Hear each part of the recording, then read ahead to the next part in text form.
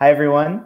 Welcome back to the Open Publishing Fest. My name is Dan Rudman. I am the Associate Director of Punctum Books and also one of the organizers on the Open Publishing Fest. This is the end, I guess, of our first week. And we've had a really amazing program so far. People have given demos of open source software and talked about their open access publishing and open hardware. We've had a few performances. And right now I'm really excited to be hosting our first reading of the festival.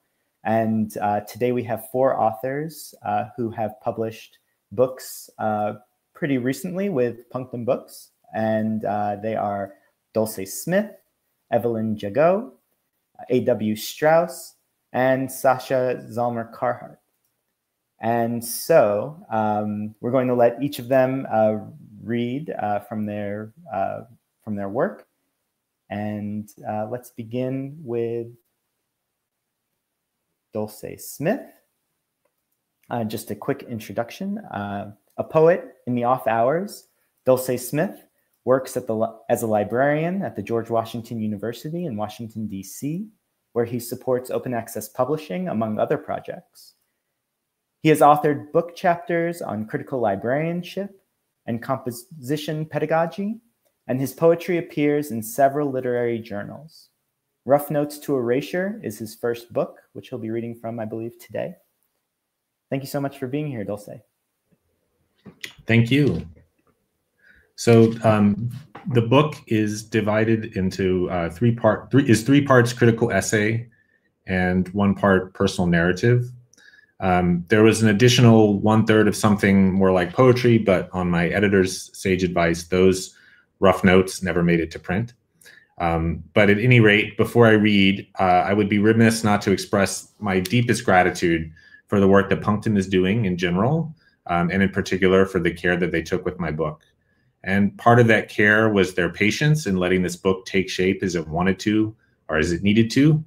And a good part of that shape is, you might say, a pronounced nervousness about itself or about the risks, intellectual, moral, and aesthetic, of the very exposure that this text performs. So with that little preamble, I'm going to read a brief excerpt from the introduction, and then a slightly longer excerpt from the autobiographical chapter, a passage which evokes certain aspects of the author's adolescence. And the full title of the book is Rough Notes to Erasure, White Male Privilege, My Senses, and the Story I Cannot Tell. The story of this book is, in a way, about my failure to tell a story. Beyond the seesaw between explications push and implications pull, writing has meant, for me, a commitment to deferring the question. Refusing to show my work, I have opted instead to write my own writing, i.e. the fact of my having written, into erasure. This program testifies to how I have sought to earn my own privilege, including the opportunity that a white man with a middle-class upbringing and education enjoys to land jobs that don't leave him too poor or exhausted for unremunerated pursuits, like writing this book in the off hours. Or it testifies to my desire to earn an exemption from the subordination to waged work that is even the white man's lot. At any rate, though never quickly enough to stop time's passage through the flesh, I've sought to earn something that I both do and do not have, seeking to prove myself exceptional in one domain, as a writer. And I've preferred to keep that effort private rather than expose myself to the risk of failure. But this failure, the failure that I have been afraid to risk, is really the failure of the project or promise itself. I mean the promise that one's whiteness or white masculinity can mean more than the violent pursuit of possession through the erasure of others' potential, more than one's complicity in the erasure of one's own potential for the sake of another's profits. The fiction of interiority expresses a desire to close off the self from those histories, personal, national, and global, that challenge one's claims to such potential. But this attempt to escape from the folds of history is bound to fail, fracturing one's relations to others and to oneself. And yet, far from being a cause for reckoning, such failure can become something that the subject clamps down on, as if failure could serve as its own justification, assuming mythic proportions in the stories we tell ourselves, stories about the minotaur we harbor in our breast. In this way, the white man is monk, like the poet monk, for whom the profession of failure, internalized, becomes a vocation in itself. But through every piece of writing, you can trace threads that are the gifts of others. And while the Academy increasingly plays host to a discourse that links practices of citation to the regime of private property, we might imagine citation's kinship with other traditions, other ways of thinking through, rather than deferring or effacing, the commons. One might think about, for instance, the Black Atlantic compositional traditions of the mix, the sample, and the improvisational text or score. I'm on the terrain here of a debt that I cannot hope to acquit, even as I must acknowledge, following Stefano Harney and Fred Moten, that, quote, the Black aesthetic is not about technique, is not a technique, end quote.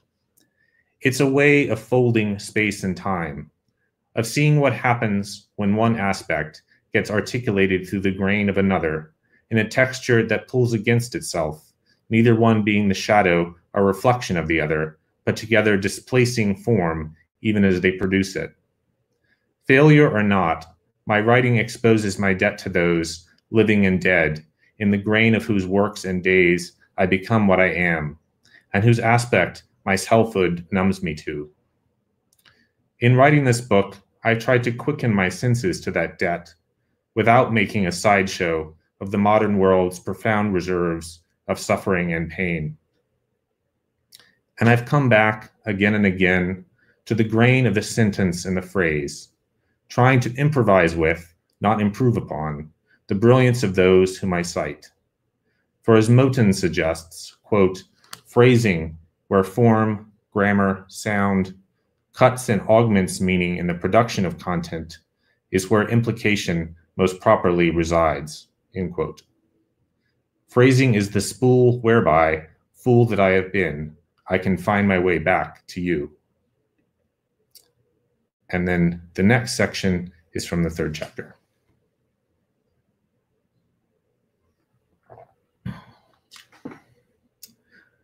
To be off-brand was to run scared within the ranks of white privilege, praying to pass muster. With limbs flailing to catch the football, to dodge the dodgeball, somehow to stand under, but also to avoid the softball in its excruciating tumescent descent toward the outfield, where I had hoped to escape notice, but now all eyes followed the ball to my failure's foregone conclusion. Or in the locker room, where my passive disposition provoked a fascinated cruelty, where I could be hoisted by the throat, where I smelled like onion rings, where there was no dodging other bodies, and the flesh was a thing I could get no purchase on, the theme of coded, salacious talk, and the object of taunts and terror. To wrest self-possession from there was to train your feelings and fantasies and desires in a direction toxic to them, and to misrecognize this fact as though toxicity were sweet.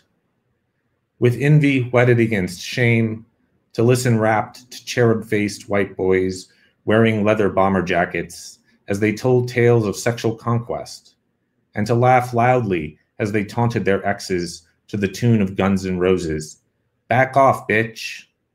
And the girls, too, had to laugh it off, learning that white femininity required of them this tolerance for obnoxious behavior that could veer without warning into something far more severe.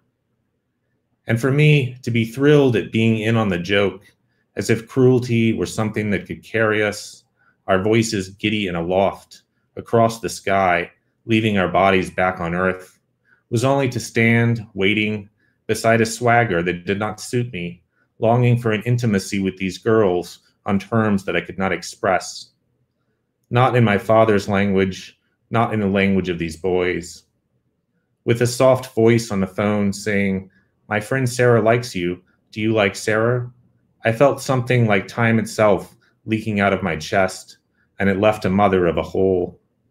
And in that hole, I heard myself yelling, "I don't know, leave me alone." There was an overnight field trip. We were in a hotel.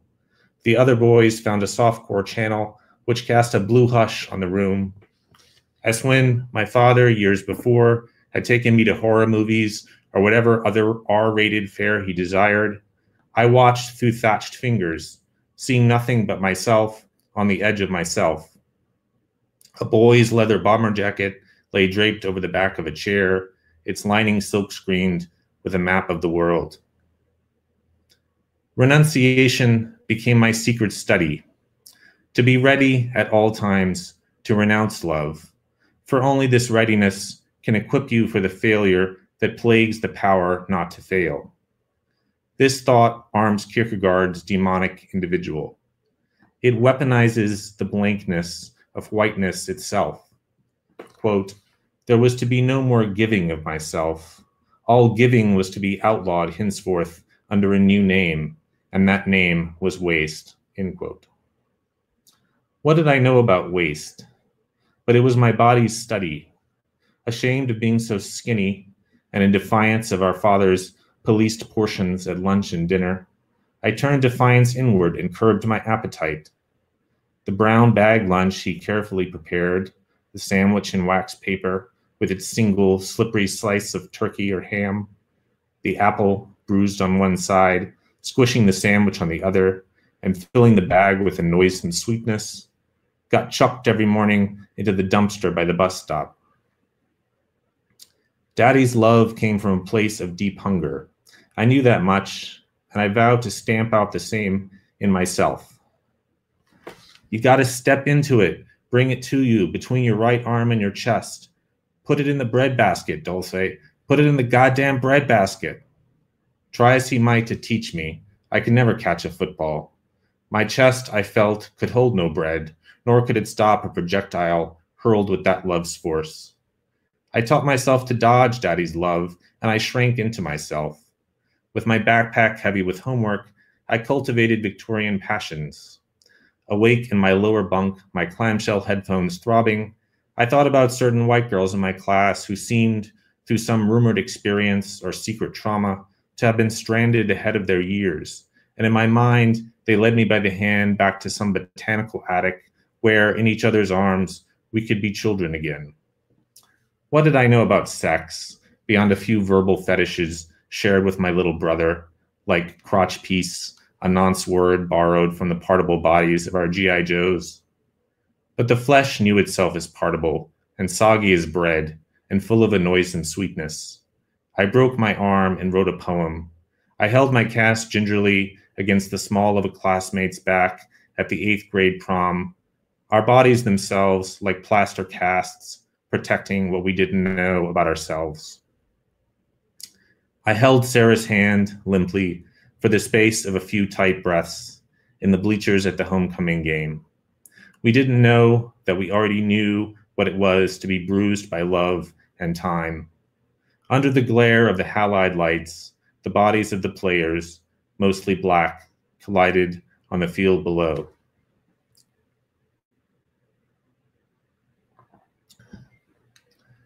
The radio and MTV sponsored our senses, rallying us with anthems by C&C Music Factory.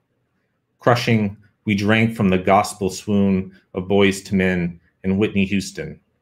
Bobbing our heads to Belle Biv DeVoe, we tasted something that raised the hair on the backs of our necks as the beat sent shudders past the edge of what we understood.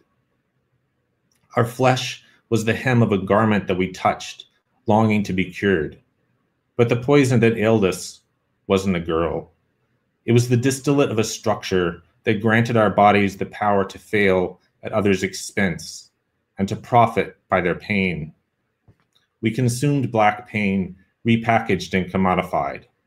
We white boys sagged our jeans and salted our speech with bruh. With the white girls in our grade, we made an enclosure of our bodies on the cement porch of McKinley Magnet High, inside a driveway separated by razor wire from the wooden frame houses of a neighborhood that stood blocks away from the heart of planter affluence, rife with private security, manicured azaleas, and white colonnades. The vice principal, a military-cut white man in a Sears green polyester suit, strode up and down the halls with a wooden paddle at his side. We white boys cultivated cruelty in our voices and our postures, the cruelty that watched behind my father's eyes, that strikes at the gut, that sounds too much like love. We regaled each other and rolled our eyes. We shoved and joshed and egged each other on. We embodied the logic of plantation power that Clyde Woods has written about, keeping to our tight, cruel circle, policing our pyramid, while the meaty paramilitary arm of the state put the screws to all those who, against the white screen of our self-love, passed by in silhouette. Collectively, we ignored, avoided, and neglected our Black classmates, like the Black neighbors we avoided and the Black workers we ignored or talked down to. I have no doubt that there were more overt forms of racism at work around me too, the overtness of which I was being trained to miss. But from the Blackness in our milieu, we white kids leached a language and a kind of hunger for being, which lit up our insides with feelings that we had no name for. Feelings born of the radiance of a history of resilience that held no meaning for us as anything but feeling. And what was that feeling for us but the nimbus of moments promising a taste of our potential as it evaporated into the present? In the foyer of the state capitol, the wax tiles rang with the coming and going of a grand old power, a power undaunted by the scandal of its brutality, and proud even of its corrupt, predatory drive. This was the power of, quote, a regime that elevated armed robbery to a governing principle, end quote. There, a young white man in a suit approached our youth and legislature group and singled me out for an officious pump of his hand. Welcome to the Capitol, son. I'm your state representative, David Duke. He had a voice smooth and dangerous as oil. Did my homeschool haircut and hand-me-down cardigan, the dressiest article I could muster, declare me ripe for radicalization? Or was it something else? Except when in the classroom, where the allure of being a white lady teacher's pet proved irresistible, I studied how to be innocuous, inconspicuous, incognito. I gave assent when it was required, but hardly ever with fervor. I occupied the shadow of a participatory distance, part envy, part desire to please, that was calculated not to offend, posing no threat to those who felt entitled to be in charge. At the same time, my posture spelled, inside every offer of submissiveness, a refusal to disclose, my shoulders slouched, my eyes trained on the distance or the floor. Hunched over like a professor, my father said, and that refusal itself, like a thing soldered to the body, bore the stamp of Daddy's love. Thank you very much, and thank everyone for listening. Thank you so much. That was Dulce Smith reading from his recently published book, Rough Notes to Erasure. Up next is Eva-Lynn Jagoe.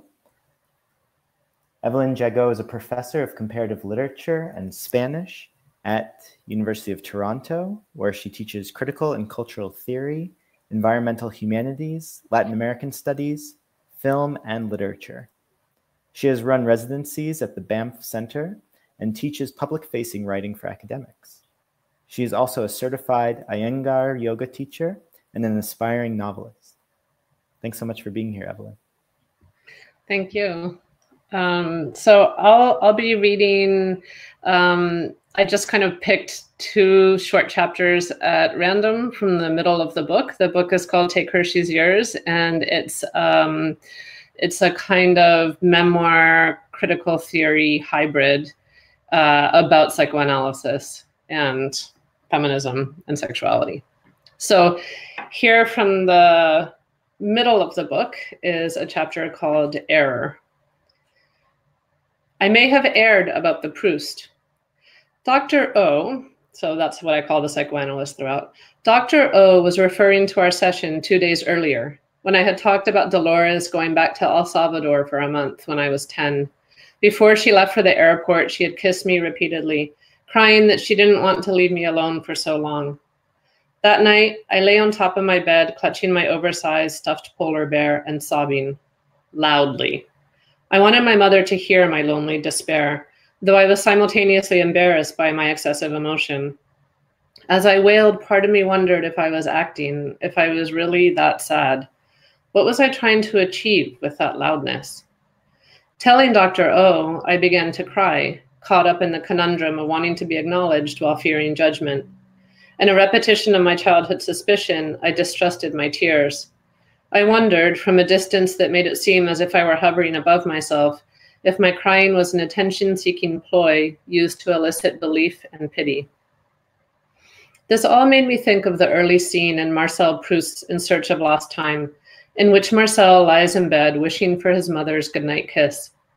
He gets increasingly anxious and overwrought, so much that his parents take pity on him and his mother sleeps in his room that night. It is both a victory and a defeat, since he got the thing he most wanted at the expense of his mother seeing him as weak and fragile. It is not until he is older that he can begin to understand how fundamental that contradiction has been in his life. In the isolation of his quiet, cork-lined room, he puts into words those inchoate feelings that until now have hovered in his unconscious. I quote, "But of late, I have been increasingly able to catch, if I listen attentively, the sound of the sobs.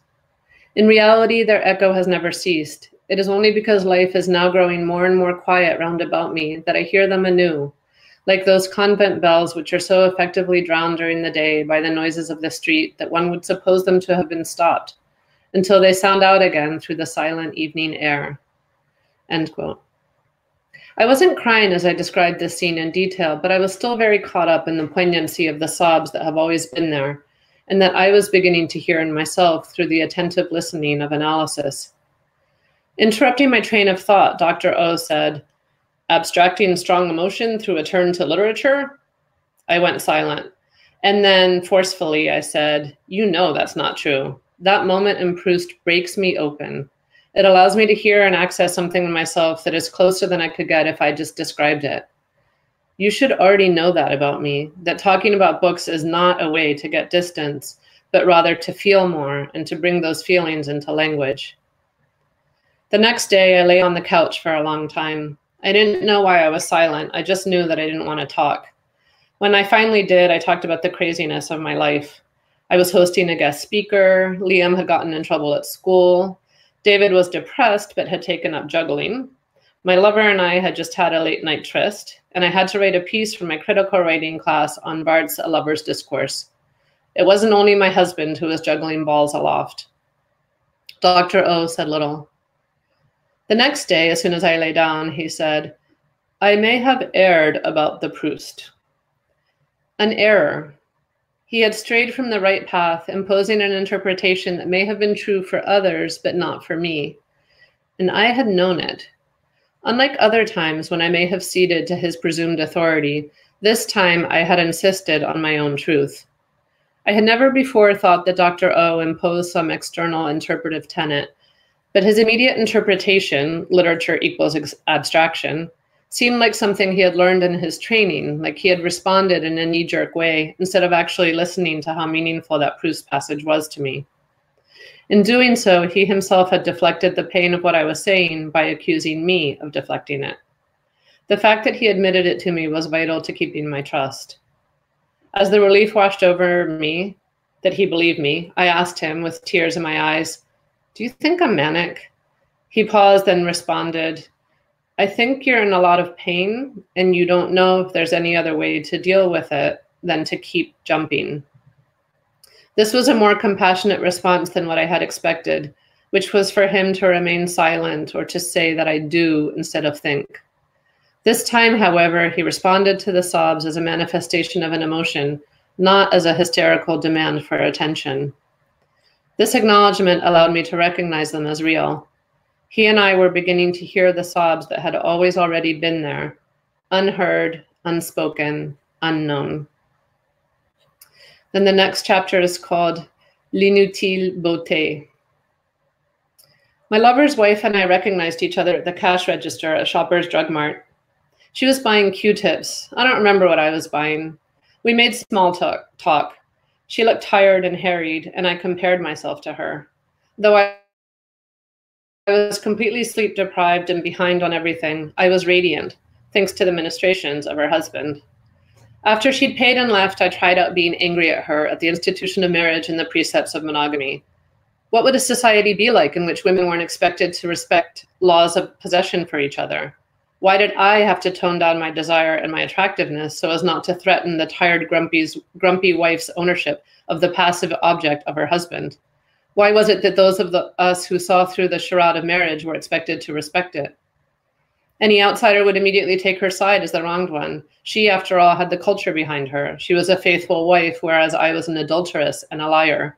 I was a social pariah who had deliberately done battle against an institution which was unquestionable. Didn't I know he was married? Didn't I know I was? Yeah, but what about the lie on which these proprietary institutions are founded? My outrage didn't really work. She was an intelligent, beautiful woman who was putting up with her husband's absences and his evasions because of a complex web of household and children and career and family. She may have been practicing her own version of denial and not admitting to herself that her husband had something going on, but it was a whole lot more mature and responsible than his selfish escapism. He and I were doing nothing radical. We were just running away. One night I cuddled up with my sons on the couch and we watched Casablanca. One brown and one blonde head leaned against my shoulders and the black dog draped herself across us. Near the end, Ingrid Bergman stands between the two men, Humphrey Bogart, her dark and brooding true love, and Paul Henride, her staunch and kind husband.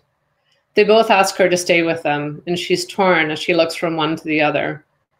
As he burrowed his greasy fingers into the popcorn bowl on my lap, dark-haired Sebastian said, with a musing tone beyond his years, "It's hard to be a beautiful woman." I thought of myself and my beautiful friends. Most of us are white, educated, middle class, and endowed with so much privilege that our lives should be a piece of cake. Why did Sebastian's words resonate so much? I took inventory of some of our situations. One friend had been having a long-term affair for years, but decided to have her second child by her husband instead of her lover. Another got pregnant by a guy she had a quick affair with and never told her husband or child. Another was trying to decide between the handyman and her academic husband. Another was so hungry for sweetness and physical intimacy that she had drunk unprotected sex that gave her conservative spouse a sexually transmitted disease. Another had decided to be a good wife and mother and was having severe headaches and IBS as she swallowed her anger and put up with his laziness, his selfishness, and his smoking. Another had gone back to her first love, women, after getting two beautiful children out of her workaholic husband. Another used the weekends that her partner was out of town to go online and get the kinky sex she couldn't ask him for. In Minima Moralia, one of Theodore Adorno's aphorisms is about l'inutile beauté, or useless beauty. He says, "Women of exceptional beauty are doomed to unhappiness. Even those favored by every circumstance who have birth, wealth, and talent on their side seem as if hounded or obsessed by the urge to destroy themselves and all human relationships they contract." I saw us beautiful women attracted to men who would become intense and passionate about us. We couldn't resist them, though when we were enamored, we couldn't sleep, we couldn't eat, we were slowly killing ourselves. But it was so addictive, so exciting. I saw us beautiful women talking to the brilliant men. We allowed them to explain things to us. The men abstracted, intellectualized, argued, and asserted. We were somewhat hesitant with our ideas. We smiled when we spoke. We allowed ourselves to be interrupted. We listened when others spoke. We lilted the intonation of our voices so that our statements ended with a question mark. We smoldered with all the things we wanted to say. I saw us beautiful women being mad and mean, like Brer Rabbit who gets caught and says, "Do anything to me except please, please don't throw me in the briar patch." We knew that our safe spot was actually in the bed that we pretended to resist. As long as we could keep our thick skins on, we wouldn't feel the thorns. We could imagine that we were right where we wanted to be. When we were alone with each other, we talked and agreed and commiserated. Manic and anxious, we were angry at the men we had chosen and the limits of our lives. We imagined that another man or another situation would be better. I hated that we were all so unhappy. I never knew what to say when we would have these long, intimate conversations, how much to encourage the fantasies of how things could be different. We nodded and murmured, "I hear you. I know what you mean. Me too." Basically, the question that we were asking, this one or that one, was the wrong one. We continued to believe that we deserved something that we couldn't quite get, that there was someone out there who knew what it was and who could give it to us. The messier questions that we avoided were perhaps the ones that would have gotten us out of this dilemma. Why do I think that this person or object could satisfy me? How can I begin to accept that I don't know the answers and that no one else does either? We weren't stupid. We were just all of a generation that was shaped by the idea that we were entitled to make choices about our lives. That's what mainstream 80s feminism had told us, that we were articulate, proactive, and self-assured agents. It was an important message that our sex lives and choices were our own and that we were entitled to have the things we wanted. Very different from the messages that my mother's generation experienced. It isn't wrong to question the institution of marriage, nor is it wrong to act on your desire and fuck whoever you want. But when I was doing that, I was flailing out as an individual who thinks that she's freely making her own choices. I couldn't see myself as part of a larger structure. Even though the other beautiful women were flailing too, I kept getting caught up in the particulars of each story. The larger dynamic of women's precarity, of sexism and affective and material labor under which we all suffered was so omnipresent that I couldn't see how it kept us trapped in marriages and situations we hated. As if the only options were bogey or the nice husband. As if all the beauty that I saw in my friends and myself all funneled itself into one useless, false choice. Thank you very much. Thank you so much. That was Evelyn Jago reading from her recently published work, Take Her, She's Yours. I should point out here, all of these books that we are hearing today are available both in print and in open access. If you go to the Punctum Books website, you can find them there. All right, up next, we have Sasha Zamler-Carhart. Sasha Zamler-Carhart has taught music history at Manus, speculative design at Parsons, and medieval music and Latin at the Royal Conservatoire in The Hague. They are also the lead singer of the improv band Zamler-Carhart Raoul Greenberg. Sasha's new book, The Goths and Other Stories, is forthcoming with Punctum Books. Their band's new album, Matsrikos, on medieval Occitan poetry, is coming out at the same time on CCR Naxos. Thank you so much for being here, Sasha. Thank you, everybody, for having me. Thank you, Evelyn and Dulce, for reading.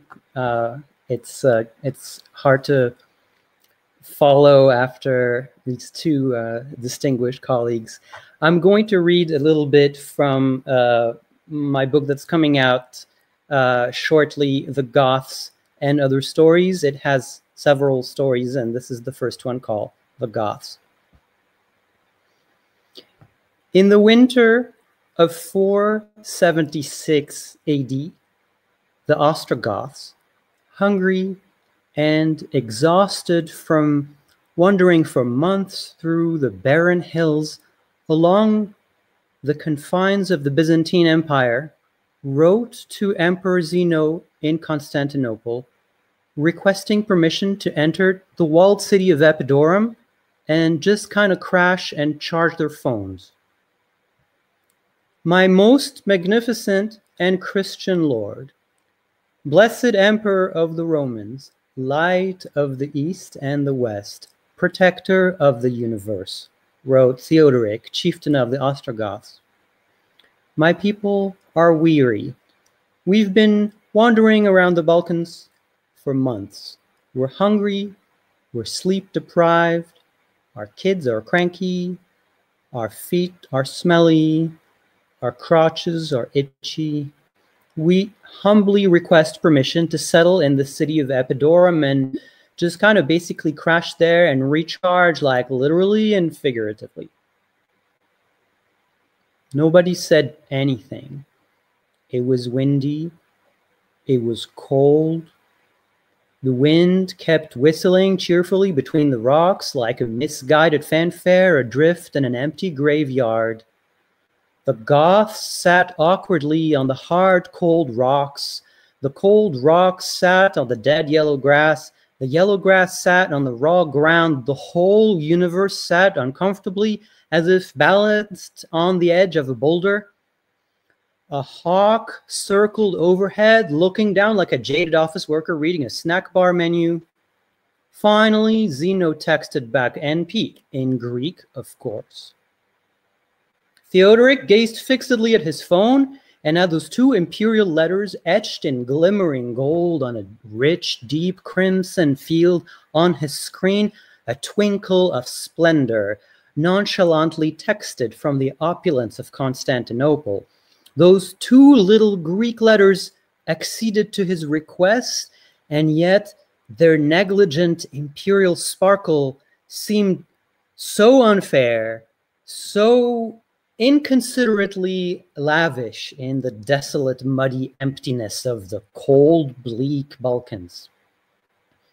"All right," said Theodoric aloud, "we're going to Epidaurus. His purple-born majesty is letting us crash there." Exhausted cheers erupted around him like a weak froth fizzing up from a nearly empty espresso machine.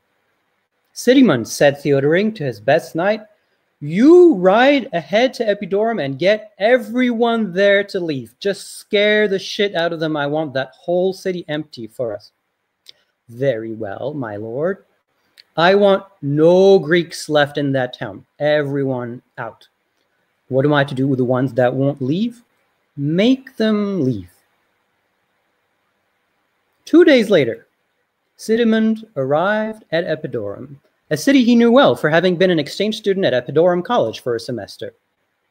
He appeared at the city gates in the late morning, alone, mounted on a gray horse, his long blonde hair flowing out of a gilded bronze helmet, dotted with gray iron studs in vertical rows, bronze panels engraved with allegories of the seasons over his ears and nose, his pale gray eyes peering between them, a gray fur cape fastened on his right shoulder by an eagle-shaped silver brooch, a gray fur tunic tied around his waist by a garnet-studded silver belt buckle, his hands poised on the bridle, motionless in their gray woolen gloves.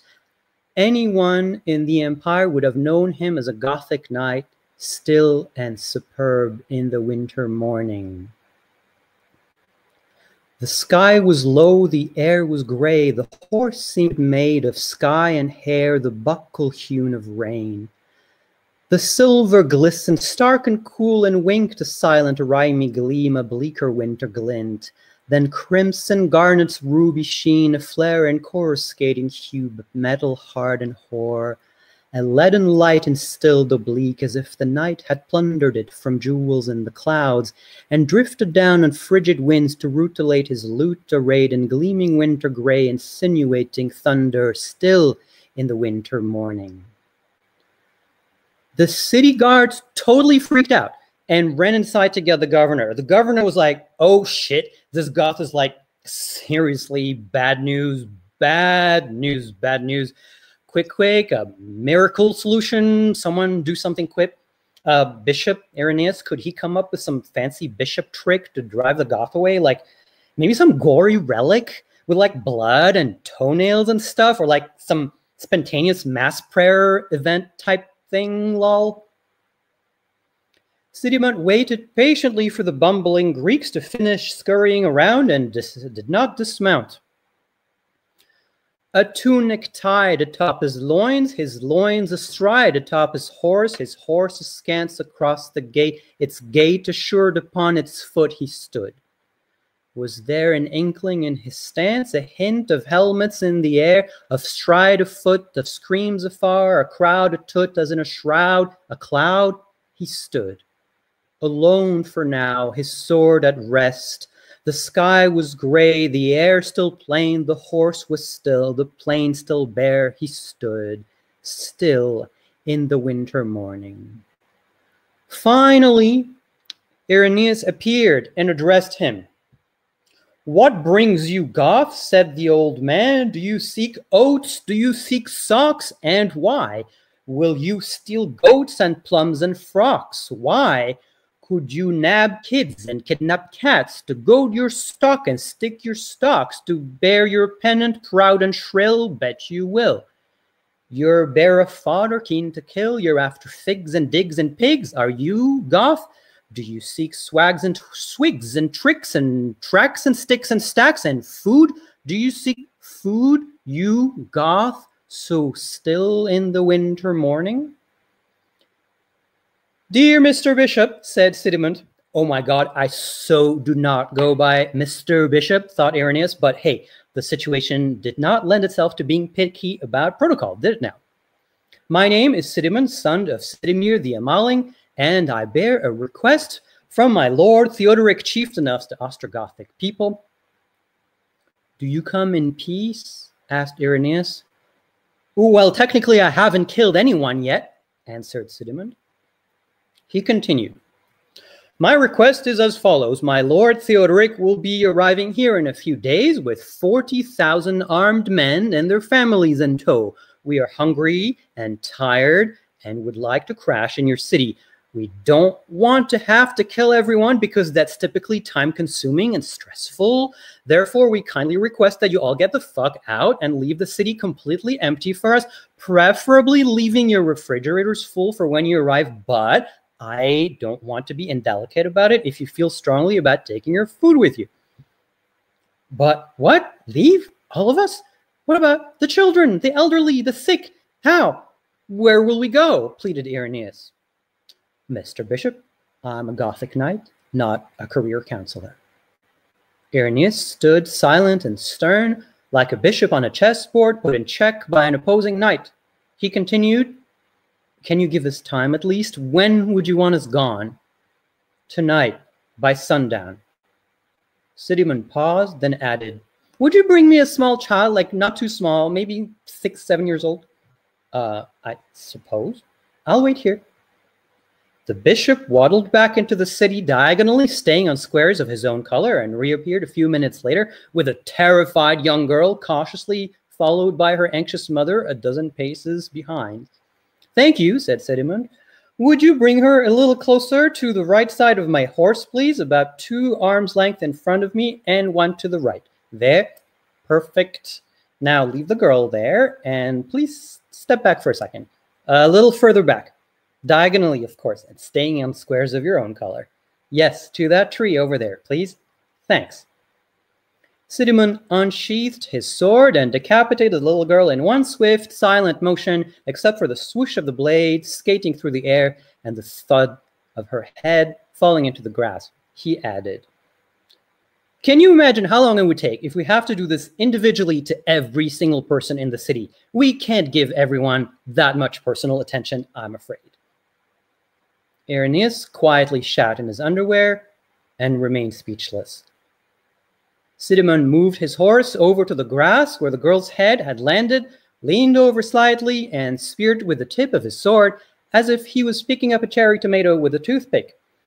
He handed the head to Irenaeus, who grabbed it mechanically. "Here, you can have it back. We have tons of these already," said Sidimund while putting his sword away, leaving the girl's head in Irenaeus's hands. "Sundown," he added. Then he turned around and rode away. And that's how far I'm going to go today. Thank you for listening. Thank you so much, Sasha. So that was Sasha Zamler-Carhart reading from their forthcoming book, The Goths and Other Stories. Finally, today we are joined by A.W. Strouse. A.W. Strouse grew up in Appalachian, Pennsylvania, in a rural community that was destroyed by free trade. Strouse has spent most of his adult life in New York City, in neighborhoods that have been destroyed by gentrification.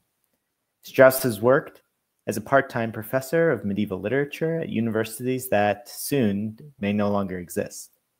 Strouse considers COVID-19 to be the total accumulation of the neoliberal surveillance capitalist coup, and he is currently hiding out in Iceland. Thank you so much for being here, AW. Thank you, Dan.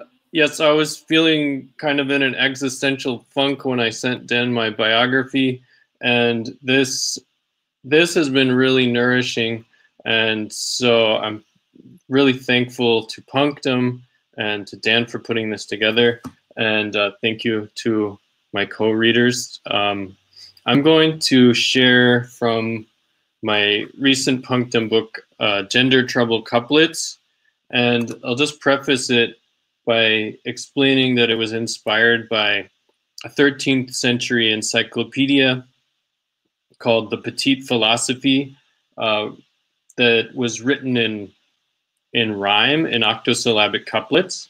And this was a kind of minor genre in the 13th century, encyclopedias that rhyme. And I thought, what a fantastic idea. I will try to execute this by rewriting Judith Butler's Gender Trouble sentence by sentence into a rhyming poem. And I will just read a little bit of that. So this is Gender Trouble Couplets. The first section is called Women as the Subject of Feminism. But must there be a womankind, a female heart and female mind? For feminism to exist, then must there be a second sex? If feminism's greatest goals are liberated gender roles, then gender we presume as given. It is the base from which we're driven. This woman then would constitute the prosecutor of our suit. And she's the one politically whom we are serving fervently. And she's the one we'd represent with feminism's argument. Yet politics is no sure term, nor representing very firm. Well, representing helps, it's true, to win a civil right or two, but it oppresses us as well. A man-made mold or iron shell, it must distort what it would show. At least that's how I read Rousseau. But we have tried to represent this woman to her betterment, to find a language or discourse that we could use as a resource to make this gender visible and make our protest critical. Indeed, there's some necessity in raising visibility, since woman's life is not presented in ways with which we're well contented. And so it seems we need a woman, the a priori subject given. Yet woman is no longer stable, a term whose standing's now ill-able, because there is, of course, debate on what by woman we'd relate. For surely there aren't absolutes, nor truth that woman constitutes. Now, first of all, there is some doubt on what the subject's all about. I'm sure by now that you will know the theories of Michel Foucault, who claims that power will create the subjects it would subjugate. This power works by prohibition, by regulation, limitation, and discipline for our protection, perhaps with choices and election. And so its subjects are controlled as power shapes them in its mold. For it defines and then produces these subjects for its certain uses. If this be true, then we must ask, what is the subject of our task? If feminism takes as given that there are subjects known as women, how can we trust this formulation that simply powers machination? In fact, the subject whom we'd free is power's subjectivity.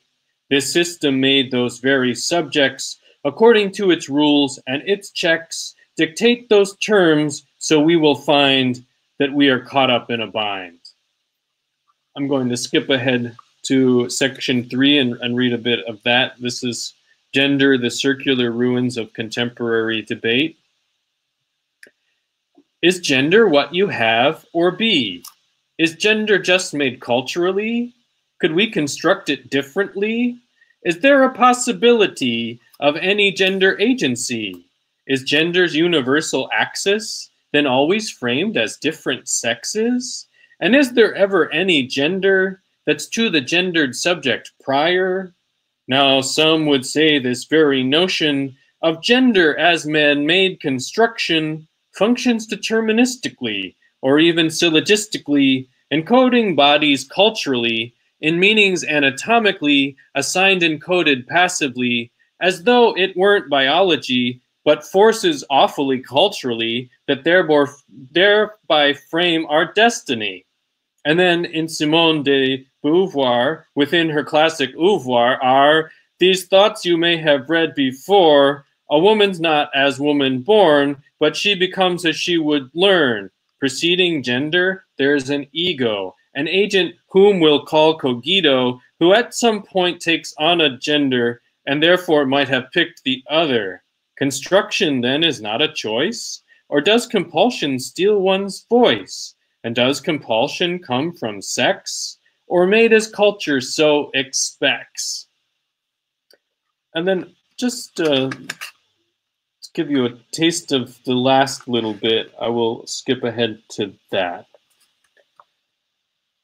So gender's just a repetition, or really a stylization, a set of acts that over time congeal along an ordered line, producing somehow appearance of a being with a substance.